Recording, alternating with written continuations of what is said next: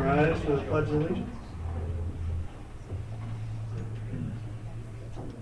I pledge allegiance to the flag of the United States of America and to the republic for which it stands, one nation under God, indivisible, with liberty and justice for all.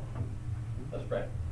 Our dearest Heavenly Father, we come to this time of prayer, grateful, thankful for your many blessings, for life, for health, for the opportunity to come here and to be in a fellowship and association like here in this club. We thank you for the good hearts here who put this service above self and are willing to dedicate of themselves to do good things, both here and around the world. I pray that you bless our efforts and be with our country and the decisions that are made. And this is our prayer through your Son's name. Amen. All right, no Freds, so no music today. Have a seat. Well, oh, Fred is here. There he comes. He just got in. Come on, Fred.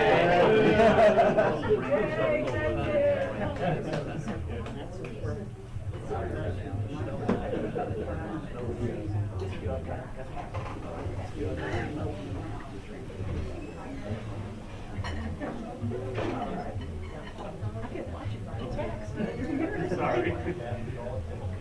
Fred, here he came. Okay, we are here. We're going to do America. We didn't do it since last year. My country, 'tis of thee, sweet land of liberty.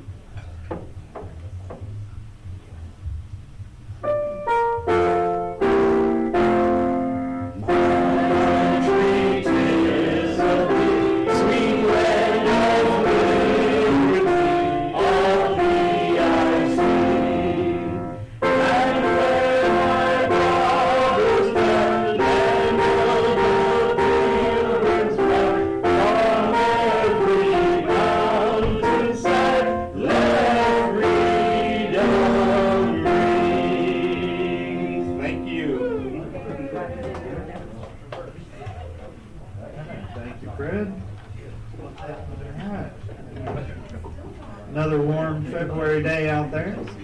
Rainy and nasty a little bit, but warm. How about guests? I don't see any guests, and Jessica will be, she's halfway not a guest, I guess, right now. Once we get Max here and get some things taken care of, we'll get her inducted here shortly. So we'll go on to Happy Bucks. We got Happy Bucks. Go ahead and start us, John. We'll let people think about it. My turn first? Yeah. My heavens.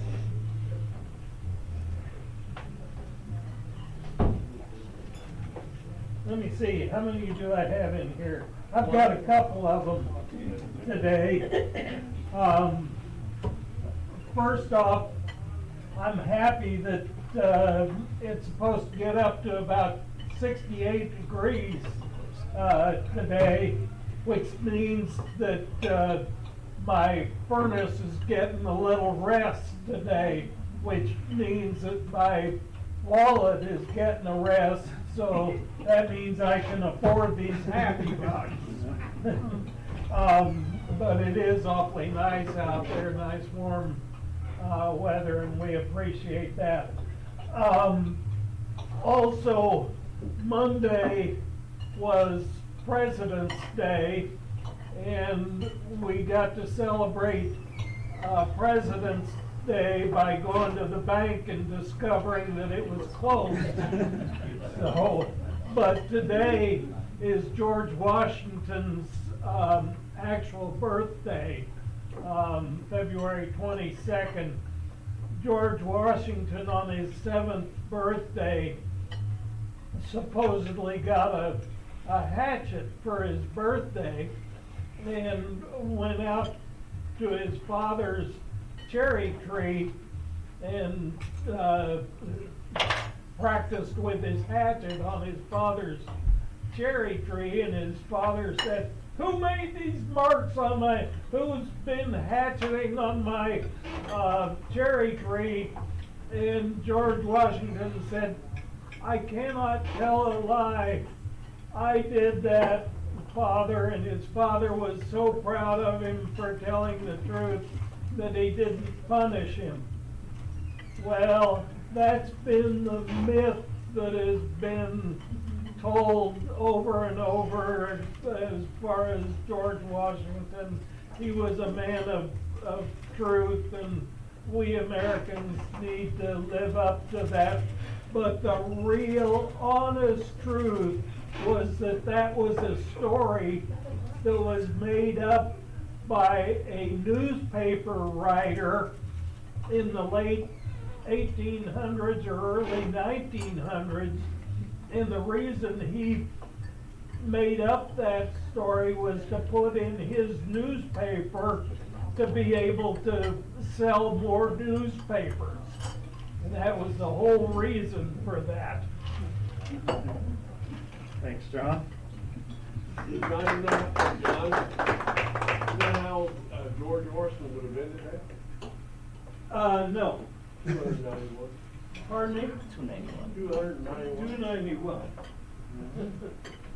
391, I'm sorry. 391. Rob? I'll go. So when we were homeschooling the kids, it was real easy just to take a day or two, buzz up to one of the inns or something. And this time of year, the state parks have a buy one night, get one night, and we've utilized that. It's great. But when they got into the public school, it makes it harder to find those two things. But having President's Day off gave us a chance to go do that. So Sunday night, we went up, spent the night, all day Monday, hiked a trail or 2 or 3, and then left from there on Tuesday morning, got to school on time. So this is for fun with family. Andrew? So we are hiring, so if you know anybody that is like upright and will show up, you know, so far that's been our big problem is people actually showing up. So that's really fun. And I do want to thank Emily for sending some applicants my way, because I looked up a couple of them. They come straight from the prosecutor's office, but not the good side. Information and probation. Do what? You want me to give your information and probation? They can refer. No, but there was somebody yesterday that applied that the case got decided earlier in the day, so I don't think that's gonna work out on insurance. And then the other thing, next Wednesday evening, if you see, like I posted on Facebook, I'm back in Florida. We are going back to Florida next week, but not for like a fun vacation. My dad's actually having brain surgery next Friday at 8:30 in the morning, so please keep my family in thoughts and prayers. It should be, they say it's not invasive, but it's brain surgery, right? And he's supposed to go home Saturday, then he'll have another procedure in a couple weeks after that. So pretty scary but exciting kind of thing happening for our family. Long time coming. So we will be back in Florida. We're not going to see Mickey Mouse this time. We're just going to be kind of hanging out with Mom, making sure she's okay while we're in the ICU waiting room. That's where we'll be next week. So we might be here next Wednesday. Our flight's not too late in the evening. So.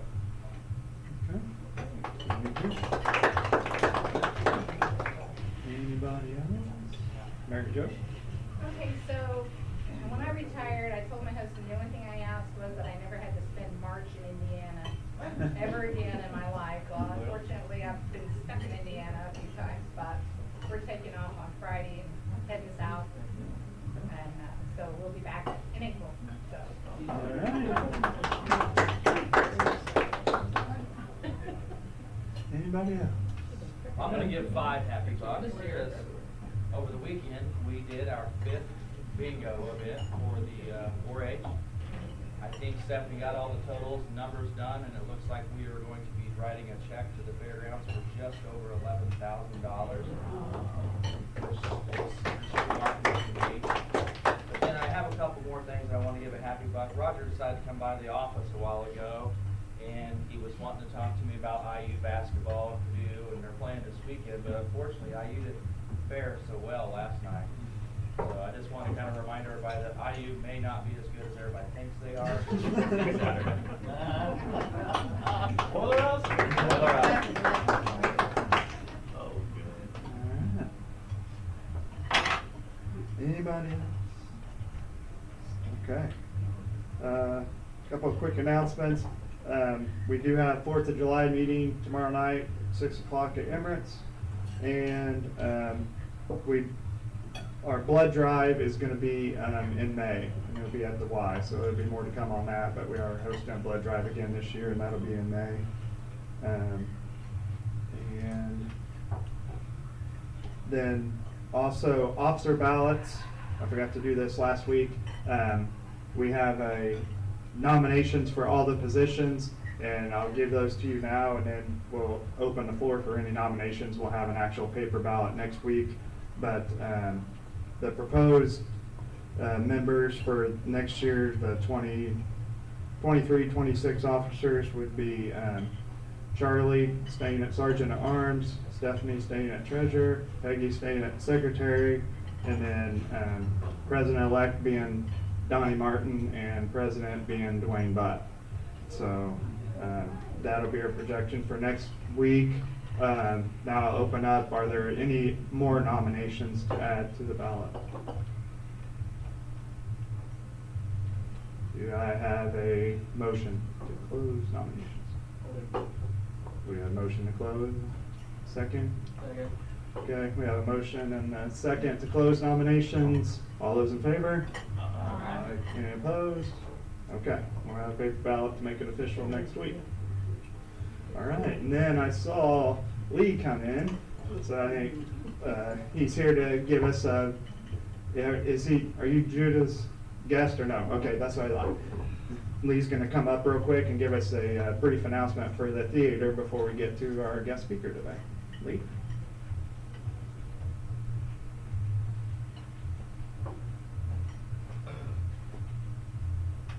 Won't take up much of your time, just thank you for the chance to come in and update you a little bit. I'm here with Community Theater of Clay County. If you know where the theater is, we are one of the best kept secrets in Clay County. We are right on Main Street and people forget we're there. So we're right across from Riddell National Bank. We have a theater season that runs basically the academic year. It's been that way for years because we didn't have air conditioning in the building, and this year we put in air conditioning.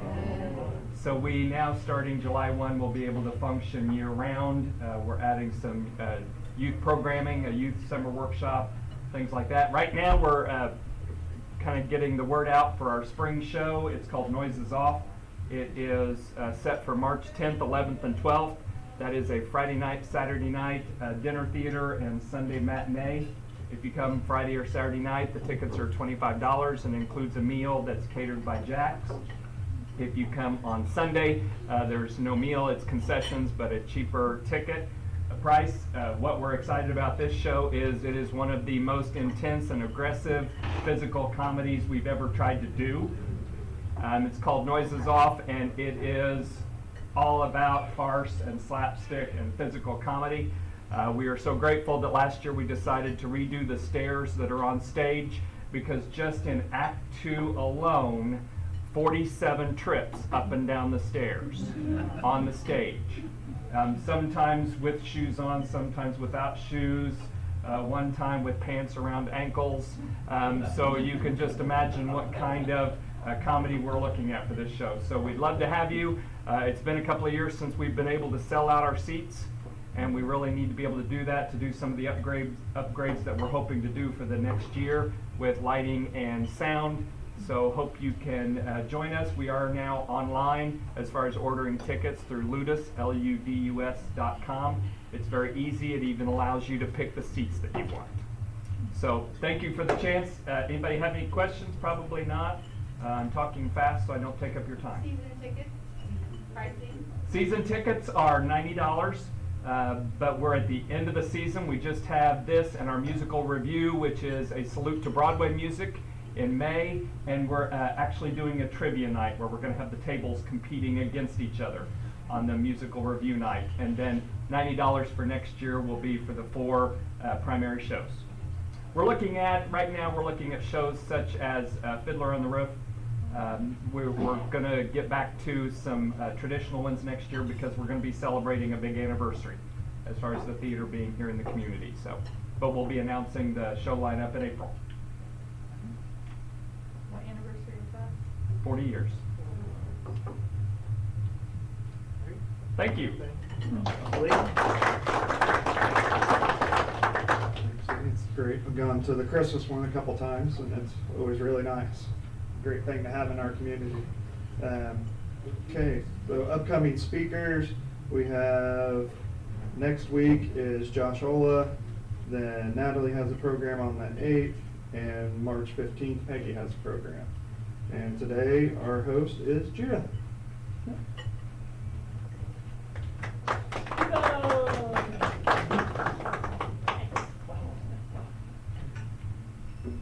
Alright, full disclosure, I'm the worst. So I contacted my person in November and then proceeded to forget about it until last week, and they were no longer available. So now I get to speak to you guys. So for the last year or so, I've been in a program through my church called Fostering Hope. The first time that I heard about it was actually working in my parents' bistro, and a guest came into the bistro and she brought her 2 foster kids, and I was like, how are you taking care of these kids? Because she was a single mom of these 2 kids, and she also worked in the medical field, and I was like, how are you taking care of these 2 kids? Because not only are they not just your own, where you're the lone person taking care of them, but you're also taking them to court dates and taking them to meet their actual parents. Like, how are you taking care of these kids on your own? And she said that she wasn't. She was actually being taken care of through her church, Maryland Community Church, which is also the church that I go to, and I had never heard about it. And it turns out Fostering Hope is a group that started out in Georgia, and they have spread throughout the United States, where they create care groups to take care of a single family. Usually it's 4 to 8 people taking care of one family. These are excellent groups because they make sure that foster parents have the ability to take care of these unfortunate kids who need a home to go to. 50% of families, after they have their first placement, will no longer continue in foster care. But with care communities, they are 90% more likely to last at least 3 years. This is needed more now than ever, because as of 2019, 17,000 kids in Indiana alone were in foster care. If one family out of every single church decided to become a foster family, there would be no more need for any kind of foster homes. That's why I believe so strongly in it, because it is truly needed in our area. Care communities usually have a leader who is in contact with the family, so they can communicate to the rest of the team. They find out what the prayer needs are for that family, what other needs they have. We usually take turns once a week to bring them a meal. We also provide child care, lawn care, laundry care, whatever kind of care they need. Before you can even join a care community, each member has to go through a training. So we have to learn at least 3 things. We need to learn trauma care, because these kids if they're in the foster care system, they're coming from a pretty traumatic background. So we all have to learn trauma care. We also have to learn state regulations, and if we're providing child care while the parents are going to a court date, it's pretty important for us to also learn discipline, because you can't do the traditional in the home spanking. That's not okay. We also have to learn confidentiality. You can't take pictures of, I'm bringing food to my foster family and post it. No, it's confidential. Those kids don't need to have their business known to everybody else. It's also really important to have these foster care communities, because at least 1/3 of all members of the care community usually become future foster parents. And it's a good way to get your feet wet and learn what is expected of you as a foster parent. Since beginning in 2018, Maryland Community Church has been reached out to by the Terre Haute, our local one is Terre Haute, DCS, to find placements for our foster kids who are in need of care. There's also other programs with Fostering Hope with that I'm not personally so involved with. There's also the foster closet where people can donate clothes and toys to foster kids who don't have much of anything besides what their foster families or biological families give them. We also have Hope House, which is also a place that DCS can take kids for a few hours or even overnight if they need to while they're searching for a foster family to take them in. So does anybody have any questions?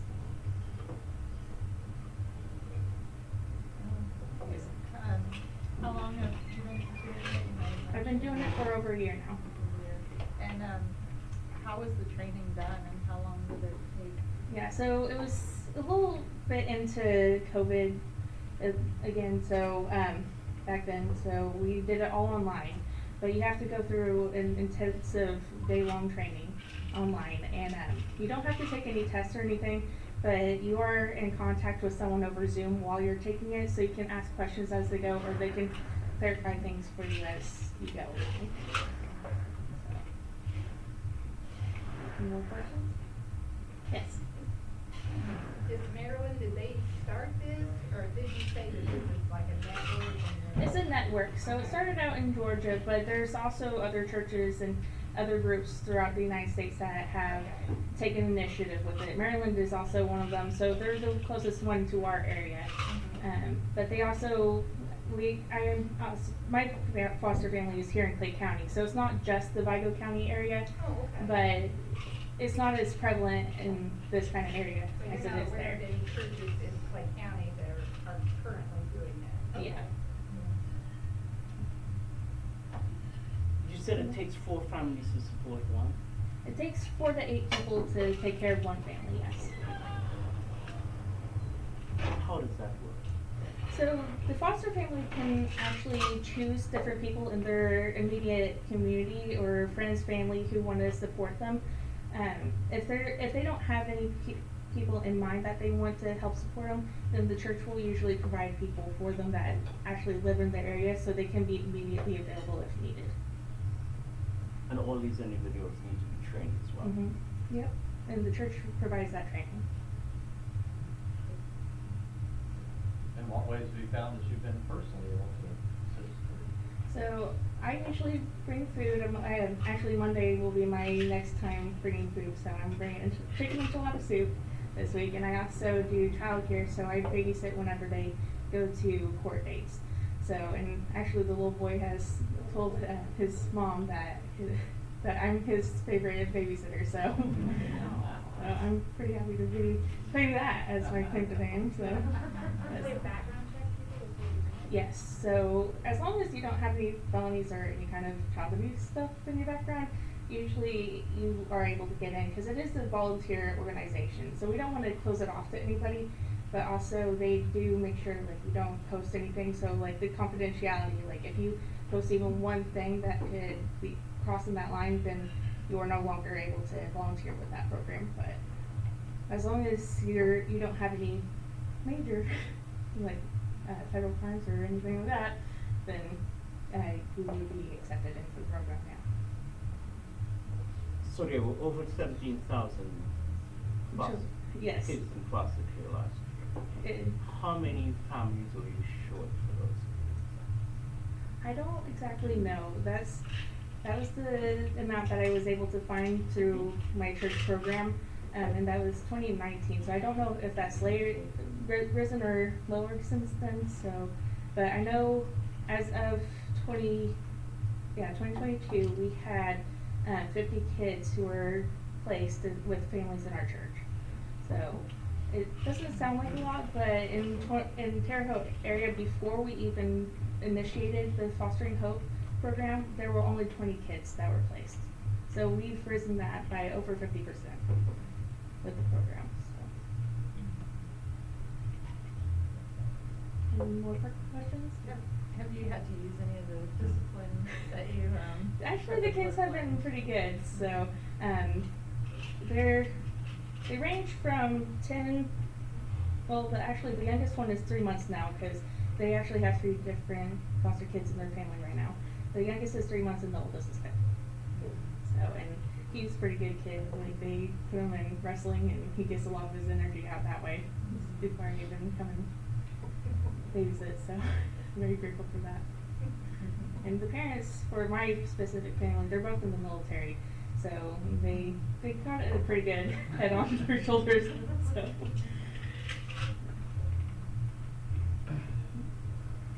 Anything else for Judah?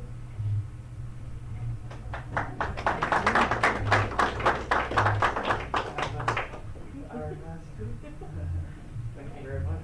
Great program. Want to get a picture of the two of you? Yeah. I need to start getting this all updated. I got some.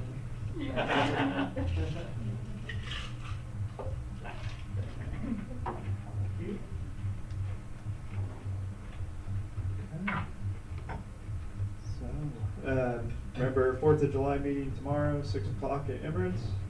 And if there's nothing else for the good of the club, we'll rise and recite our four-way prayer. Other things we think, say, or do. Is the truth, is it fair to all concerned, will it build goodwill and better friendships, will it be beneficial to all concerned. Have a good day.